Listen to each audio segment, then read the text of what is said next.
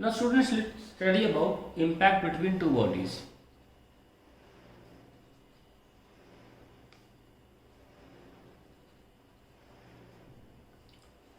दो बॉडीज अब टच करेंगी एक दूसरे को.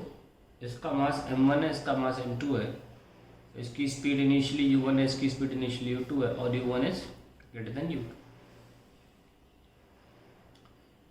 Now during collision definitely the bodies will touch each other because of कोई चार्ज तो है नहीं जो दूर से इनको टच होने से रोक दे. और इस वक्त ये जो कोलिजन हो रहा है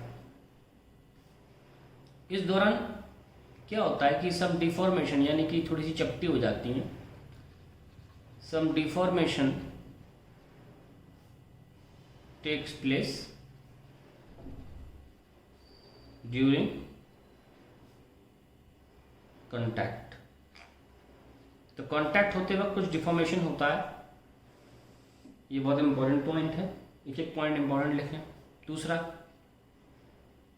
kinetic energy minimum at this instant. कोई पॉइंट चलता रहेगा, कोई चेंजेस नहीं होंगे. Potential energy maximum at this instant. और इसमें आप ये भी लिख सकते हैं कि u is the common speed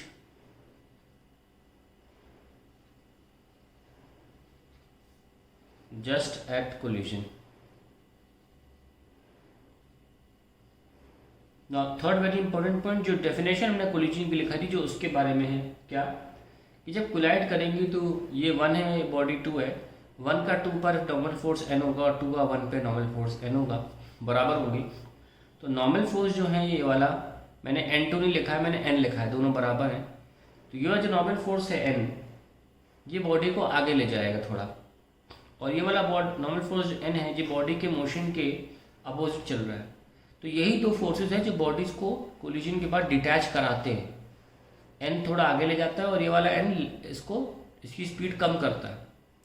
तो यानी कि ultimately finally v1 v2 speed तो हो जाती है इसमें. जैसे यहाँ पे u1 ज़्यादा था, नॉर्मल कॉन्टैक्ट फोर्सेस जो हैं वो इनकी स्पीड को ज़्यादा कर देते हैं दूसरे वाले की, क्योंकि ये वाला नॉर्मल फोर्स इसके डायरेक्शन ऑफ मोशन के अलाउंग है और ये वाला नॉर्मल फोर्स के डायरेक्शन ऑफ मोशन के अपोजिट है.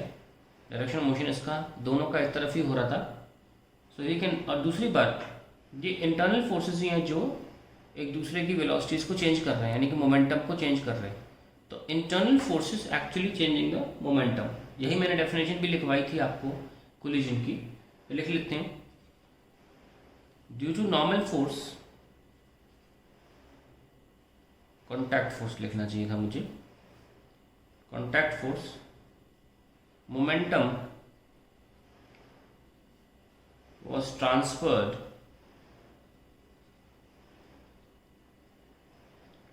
from first ball to second ball. ठीक है, तो मोमेंटम ट्रांसफर हुआ था by the internal forces from first ball to second ball, which is the reason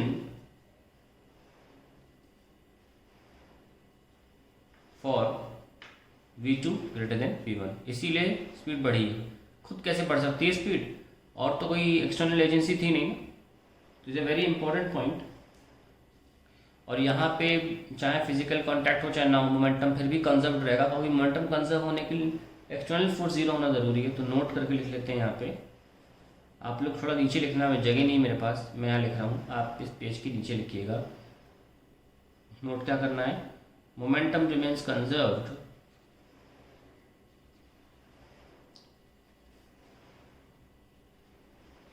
as no external force comes into play. This is a very important analysis of how impact between the bodies takes place. Now we are going to study about types of collision.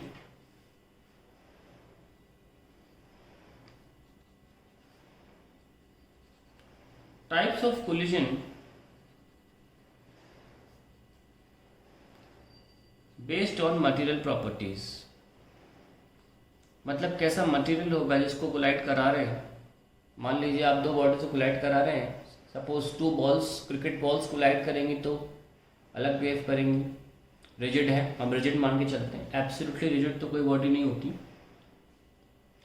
या cricket ball को आप wait mud पे फेंकें तो obviously ball bounce शायद ही करे या करे ही नहीं, तो मटेरियल चेंज करेगी तो कोलिजन बदल जाएगा। तो types of material on the basis of types of collisions on the basis of based on material properties. तो पहले हम 3 तरह के मटेरियल देख लें। Classification of solids.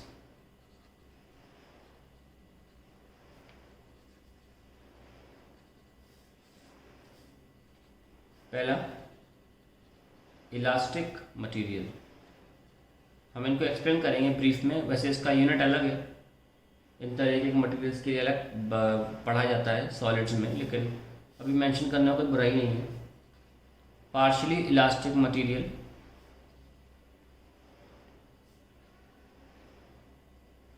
और तीसरा है plastic material.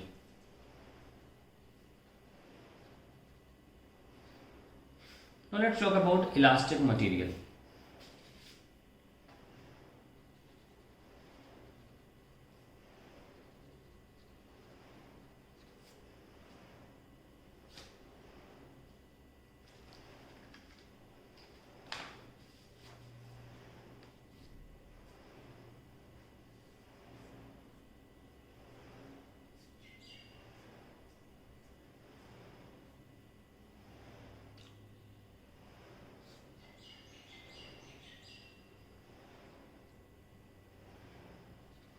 These are the materials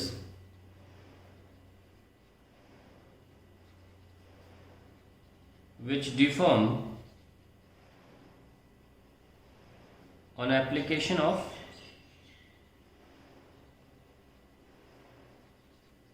external force but regain the original shape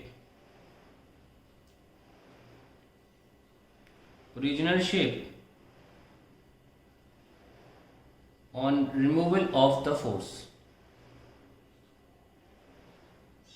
मतलब मान लीजिए कोई बॉडी है और ये फिक्स्ड है, फिक्स्ड होना ज़रूरी है टू स्टडी दिस। आपने फोर्स लगाया तो बॉडी में डिफॉर्मेशन हो गया, दब सी गई, आप महसूस भी कर सकते होंगे, ऐसा होता है। लेकिन बाद में क्या हुआ, इस बॉडी ने अपनी शेप को वापस रीगेन कर लिया, तो इसे हम बोलते हैं elastic bodies. Some people call it perfectly elastic and all those things. Perfect word ना लगाएं तो बेहतर है, just you can call it elastic bodies, जो अपने शेप को रीगेन कर लेती हैं। तो अब क्या होता है कि जब हम इसको दबा रहे होते हैं तो मॉलिक्यूल्स पास आते हैं। जब आप बॉडी दबा रहे हैं मॉलिक्यूल्स पास आते हैं। अगर मॉलिक्यूल्स खुद ही पास आना चाहते तो वो पहले से ऐसे होते, बैठे बैठे बॉडी दबती ही रहती। तो बॉडी अपनी मर्जी से इस तरह की थी, आपने फोर्स लगाया तो ऐसी हो गई। इसका मतलब ये हुआ कि आपने सिस्टम के साथ कुछ ऐसा किया जो सिस्टम नहीं चाहता होता तो पहले से ऐसी होती। तो आपने पोटेंशियल एनर्जी इंक्रीज करी है,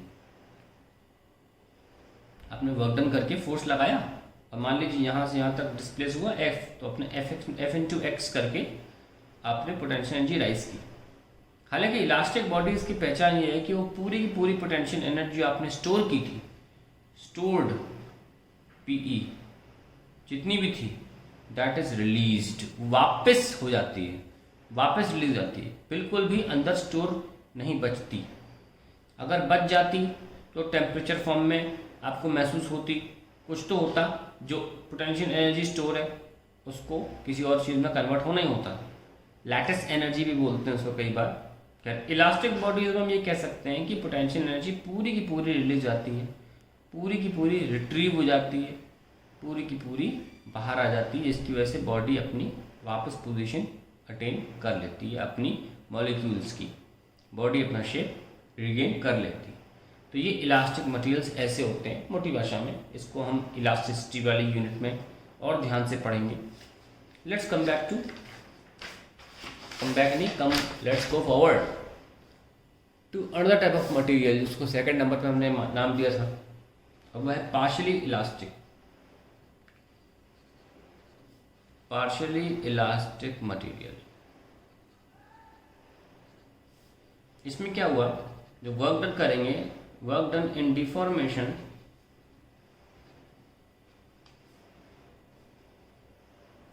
is partly stored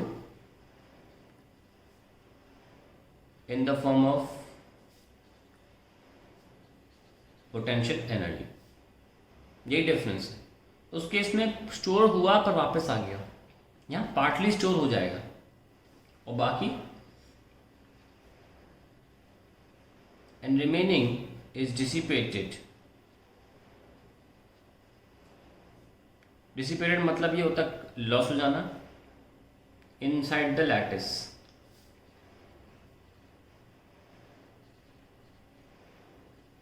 लैटिस मतलब होता है जो स्ट्रक्चर होता है बॉडी का, जितना स्टोर होगा उतना वापस आएगा। तो पार्टली ही स्टोर हुआ तो पार्टली ही वापस आएगा। एग्जाम्पल के तौर पे उसको फिक्स कर दिया, फोर्स लगाया तो डिफॉर्म हुआ, थोड़ा सा डिफॉर्म हुआ। तो ये जो आपने वर्क डन किया एफ डी एक्स 0 से x तक, हमको नहीं पता कि फोर्स वेरिएबल था कि तुमने इंटीग्रेशन ले लिया, वेरिएबल नहीं होगा तो बाहर आ जाएगा, है तो करना पड़ेगा। तो अब बाद में क्या होता है कि जो बॉडी है वो पूरी तरीके से अपने शेप को रीगेन नहीं करती, क्योंकि पूरी वर्क डन जो था पोटेंशियल एनर्जी में कन्वर्ट नहीं होता है। कुछ आपका वर्क डन जो है वो लैटिस के सेल्स, जो लैटिस है स्ट्रक्चर है बॉडी का, इनसाइड मॉलिक्यूलर स्ट्रक्चर, उसमें वेस्ट हो जाता है। मॉलिक्यूल्स को यहाँ वहाँ खिसकाने में वेस्ट हो जाता है, बॉडी वापस अपने शेप को अटेंड नहीं करती। तो हम ये कह सकते हैं कि जब पहले केस में बात करें तो potential energy totally work done के बराबर थी, पर in this case potential energy less than what ever work you did actually में 0 से x, it was less and hence only that part is released। जितनी स्टोर करा उतनी रिलीज होगी, that part is released। So we can conclude that, we can say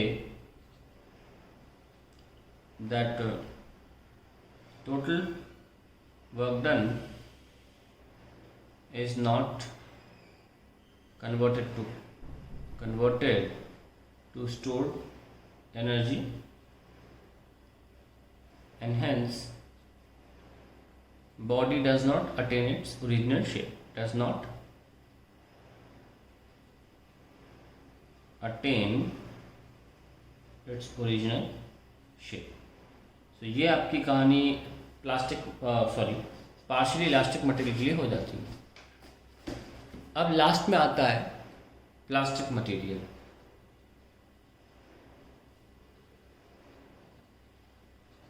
Now these are the materials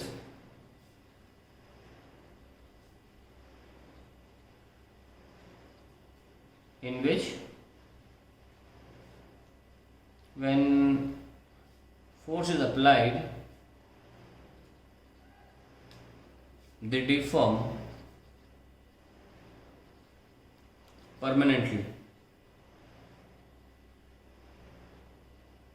तो सारी की सारी एनर्जी जो आपकी लगाई, बाहर से वर्क डन किया, जो भी वर्क हुआ वो सारा का सारा लॉस में चला जाएगा। So entire work done is dissipated and no potential energy is stored, because जो स्टोर होती है वो वापस रिट्रीव भी होनी चाहिए। So it means that work done is dissipated या lost and it is not converted to stored potential energy. These are the type of materials we have, and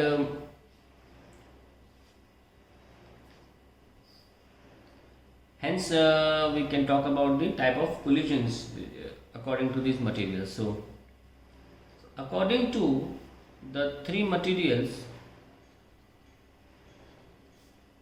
there are three types of collision. पहला elastic collision, जो कि between elastic bodies होता है। दूसरा partially elastic collision,